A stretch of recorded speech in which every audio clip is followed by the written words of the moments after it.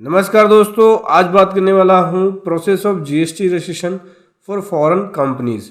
दोस्तों, जो foreign companies है उसका जीएसटी रजिस्ट्रेशन का प्रोसेस क्या होगा, डॉक्यूमेंट रिक्वायर्ड क्या है और कंप्लाइंसेस क्या है, साथ ही साथ पेनल्टीज वगैरह क्या लगेगी अगर नॉन कंप्लाइंसेस रहें तो। चलिए डिटेल में समझेंगे। उससे पहले बताना चाहूँगा, जो भी भाई बंधु मेरे चैनल पे पहली बार है, इस वीडियो को पहली बार देख रहे हैं, जिन्होंने अभी तक सब्सक्राइब नहीं किया सब्सक्राइब कर लीजिए, साथ ही साथ बेल आइकन पे भी क्लिक कर लीजिए ताकि इस तरह का कंटेंट आपको मिलता रहे। सो दोस्तों, समझते हैं कि सबसे पहले इंडिया में किसको रजिस्टर्ड होने की ज़रूरत है। अगर कोई फॉरेन कंपनी बिजनेस कर रही है इंडिया में, तो कोई भी नॉन टैक्सेबल पर्सन या नॉन रेजिडेंट टैक्सेबल पर्सन, जैसे कि फॉरेन बिजनेस या फॉरेन इंडिविजुअल्स, ठीक है, वो इंडिया के अंदर बिजनेस करना चाहते हैं, अपने गुड्स एंड सर्विसेज को सप्लाई कर रहे हैं, तो उनको यहाँ पे जीएसटी रजिस्ट्रेशन लेना पड़ेगा। कोई भी फॉरेन ई कॉमर्स ऑपरेटर जो इंडिया के अंदर अपनी सर्विसेज देना चाहती है या अपनी फैसिलिटेशन प्लेटफॉर्म को प्रोवाइड करा रही है, तो उसको भी इंडिया के अंदर जीएसटी रजिस्ट्रेशन लेना पड़ेगा। सप्लायर, कोई भी फॉरेन कंपनी सप्लाई कर रही है टैक्सेबल गुड्स एंड सर्विसेज, जो बिजनेस इंडिया में रजिस्टर्ड उन पर्सन को, ऐसे रजिस्टर्ड पर्सन को जो इंडिया में रजिस्टर्ड है, तो उनको भी यहाँ पे जीएसटी रजिस्ट्रेशन लेना पड़ेगा। कुल मिला के जो फॉरेन कंपनीज इंडिया के अंदर बिजनेस कर रही है, चाहे वो ई कॉमर्स ऑपरेटर के थ्रू हो, ऑनलाइन हो या ऑफलाइन हो, उनको यहाँ पे जीएसटी रजिस्ट्रेशन लेना पड़ेगा। तो जीएसटी रजिस्ट्रेशन के लिए क्या लिमिट है कोई फॉरेन कंपनीज के लिए? नहीं, मैंडेटरी रजिस्ट्रेशन है फॉरेन कंपनीज के लिए। कोई भी लिमिट नहीं है, कोई भी टर्नओवर की लिमिट नहीं है। अगर ₹1 की भी सेल्स करते हो आप, तो उस केस में आपको जीएसटी रजिस्ट्रेशन लेना पड़ेगा। फॉरेन कंपनी के लिए एक और ऑप्शन है कि वो टेम्प्रेरी रजिस्ट्रेशन ले सकते हैं, अप्लाई कर सकते हैं टेम्प्रेरी रजिस्ट्रेशन, जो कि 90 डेज़ के पीरियड के लिए होता है, जो कि बाद में एक्सटेंड भी किया जा सकता है।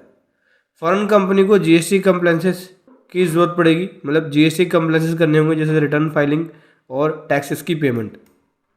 ठीक है, डॉक्यूमेंट क्या रिक्वायर्ड होता है? फॉरेन कंपनी अगर अपना बिजनेस रजिस्टर्ड करना चाहे जीएसटी के अंदर एज पर जीएसटी एक्ट 2017, तो इंडिया में जो जीएसटी एक्ट है उसके अकॉर्डिंग फॉरेन कंपनीज को जो डॉक्यूमेंट की रिक्वायरमेंट होगी वो समझते हैं रजिस्ट्रेशन जब वो लेने जाएंगे। तो सबसे पहले उनको प्रूफ ऑफ बिजनेस इनकॉर्पोरेशन देना पड़ेगा, ठीक है, सर्टिफिकेट देना पड़ेगा बिजनेस का कि मेरे पास ये बिजनेस मेरा रजिस्टर्ड जो है वो फॉरेन कंपनी फॉरेन के अंदर इस एक्ट में रजिस्टर्ड है और मेरी कंपनी ये है, अब मैं इंडिया के अंदर अपना चला रहा हूँ। उसके बाद परमानेंट अकाउंट नंबर, इसको पैन नंबर बोलते हैं, फॉरेन एंटिटीज के लिए एप्लीकेबल नहीं है। एक टैक्स आइडेंटिफिकेशन नंबर होता है, ये यूनिक आइडेंटिफिकेशन नंबर होता है, वो ये दे सकते हैं पैन नंबर की जगह पे।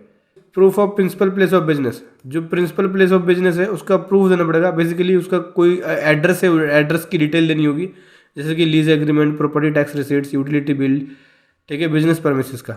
वो बिजनेस अगर इंडिया में कर रही है तो उनको दिखाना होगा कि हमारे पास ये लीज एग्रीमेंट है, ये प्रॉपर्टी टैक्स रिसीट्स है, ये यूटिलिटी बिल है, जो हम यहाँ पे बिजनेस कर रहे हैं इंडिया के अंदर, इस एड्रेस पे कर रहे हैं।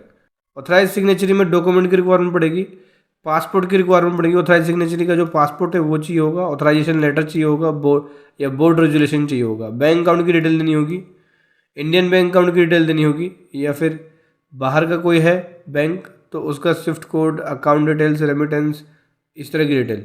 फोटोग्राफ में देना होगा, पासपोर्ट साइज का फोटोग्राफ ऑथराइज सिग्नेचरी का देना होगा। रजिस्ट्रेशन लेने के लिए क्या स्टेप्स होते हैं? जीएसटी पोर्टल पर जाके उनको एप्लीकेशन फाइल करना होगा। यहाँ पे उनको एप्लीकेशन फाइल करना है फॉर्म जीएसटी रजिस्ट्रेशन 9, ठीक है। उसके बाद अपॉइंटमेंट एंड ऑथराइज सिग्नेचरी, उसकी डिटेल यहाँ पे भरनी होगी, अपलोड करने होंगे डॉक्यूमेंट। फिर उसके बाद वेरिफिकेशन एंड अप्रूवल होगा उनका, ठीक है। कंप्लायंसेस की रिक्वायरमेंट की बात करें तो जो फॉरेन कंपनीज है उनको जीएसटी रिटर्न फाइलिंग करनी होगी। जीएसटी रिटर्न में वो जीएसटीआर 5 फाइल करेंगे, डिटेल सेल की रिपोर्ट और परचेज की रिपोर्ट और टैक्स की लायबिलिटी की डिटेल वहाँ जाती है। मेंटेन करना होगा फॉरेन कंपनीज को रिकॉर्ड्स को, टैक्स की पेमेंट चेक करना होगा कि टाइमली हो रही है या नहीं। अगर आरसीएम एप्लीकेबल है तो आरसीएम भी पे करना पड़ेगा। ये सभी कंप्लायंसेस करने होंगे फॉरेन कंपनीज को। अगर नॉन कंप्लायंसेस होते हैं तो उनको पेनल्टीज़ या लेट फी भी भरनी पड़ सकती है। जैसे कि लेट फी की बात करें तो ₹100 पर डे होगा, ठीक है, CGST और SGST। मैक्सिमम ये 5000 तक जा सकती है लेट फीस। इंटरेस्ट लगेगा जो कि 18% पर एनएम के अकॉर्डिंग लगेगा अगर डिले टैक्स पे करते हैं तो। अगर आप नॉन कंप्लायंसेस रहते हैं तो अथॉरिटी आपका रजिस्ट्रेशन कैंसिल भी कर सकती है, और नॉन कंप्लायंसेस रहते हैं तो आपके ऊपर पेनल्टी लग सकती है। जनरल पेनल्टी लगा सकते हैं 50,000 की, सेक्शन 125 के अंदर। तो समझ गए दोस्तों, फॉरेन कंपनीज को किस प्रकार से जीएसटी रजिस्ट्रेशन लेना होगा और डॉक्यूमेंट की क्या क्या रिक्वायरमेंट होगी। और दोस्तों अगर आप हमारी पेड प्रोफेशनल सर्विस लेना चाहते हैं फॉरेन कंपनी के जीएसटी रजिस्ट्रेशन का या कंप्लायंसेस की फाइलिंग का, तो उसका लिंक वीडियो के डिस्क्रिप्शन में मिल जाएगा, जहाँ पे आपको बेस्ट प्रोफेशनल के द्वारा ये सर्विसेज दी जाती हैं। वीडियो कैसी लगी ज़रूर बताएं। Thank you so much. जय हिंद, वंदे मातरम।